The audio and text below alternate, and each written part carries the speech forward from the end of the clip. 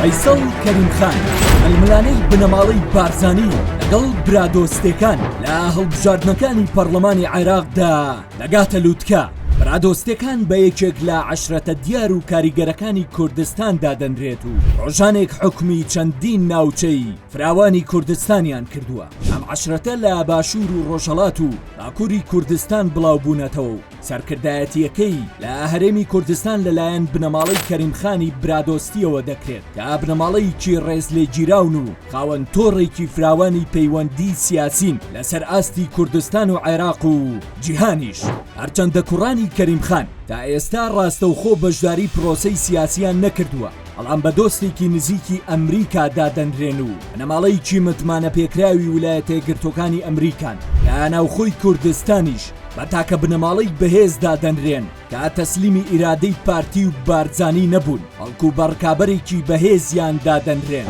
بەهۆی ئەوەی دۆستایەتی و پەیوەندی بەهێزیانەیە لەگەڵ ڕێبەری پارتی کرێکارانی کوردستان عەبدوڵڵا ئۆجالان و سکرتێری پێشووی یەکێتی جەلال تاڵەبانی و ڕێخەری پێشووی بزوتنەوەی گۆڕان نەوشیروان مستەفا و لە چەندین وێزگەدا هاوکار و پشتیوانی ئەو حیزب و سەرکردانە بوون. ناوچەی نیشتەجێبوونی برادۆستەکان لە هەرێمی کوردستان تێکەڵە لەگەڵ ناوچەی بارزان کە شوێنێکی هەستیارە و لە هەولێریش پێگەیەکی بازرگانی بەهێزیان هەیە، بەڵام سەرەڕای فشاری بەردەوامی بنەماڵەی بارزانی ئەوان نەک هەر نەچەمیونەتەوە، بەڵکو باشکۆ و هەیبەتێکی بەرزەوە ماونەتەوە کە جگە لە پارتی لەلایەن سەرجەم هێزەکانی ترەوە ڕێزێکی زۆریان لێ دەگیرێت. کاندیدبوونی یەکێک لە کوڕانی کەریمخانی میری برادۆستەکان کە ناوی فەیسەڵ کەریمخان لە بازنەیەکی هەولێر کە ناوچەکانی سۆران و چۆمان و مێرگەسوور و شەقڵاوە و بارزان و بلێ و ڕەواندز و سیدەکان و خەلیفان و هەریر و پیرمان دەگرێتەوە، دەرسێکی زۆری بۆ پارتی دروست کردووە. ئەمەش تەنها لەبەر دۆڕانی کورسیەک نییە بۆ پارتی،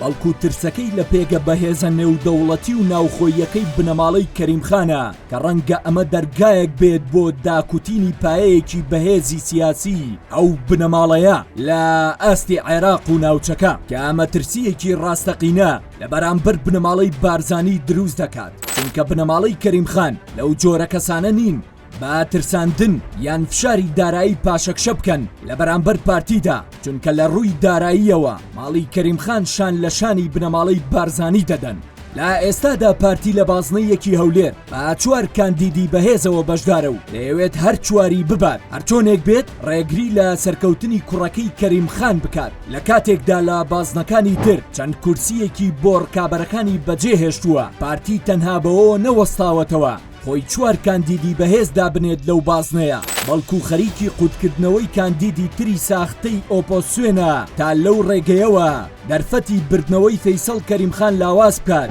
بۆ نمونە پارتی لە ڕێگەی بەکارهێنانی نەوەی نوێ و گەڕینی چەند کەسایەتیەکی سوورچیەکان دەیەوێت دەنگەکانی دەرەوەی پارتی پەرت بکات کە لە ئێستادا فەیسەڵ کەریمخان وەک کاندیدی تەواوی هێزەکانی تر دەبینرێت، هەرچەندە لە بازنەیەکی هەولێر بەوە ناسراوە خاوەن دەنگێکی زۆری ئۆپۆسیۆنە و دەتوانێت زیاتر لە کورسیەک بەدەست بهێنێت کە ئەمەش گورجێکی کەمەرشکێن دەبێت بۆ بنەماڵەی بارزانی و پارتی لە ناوچەکەدا.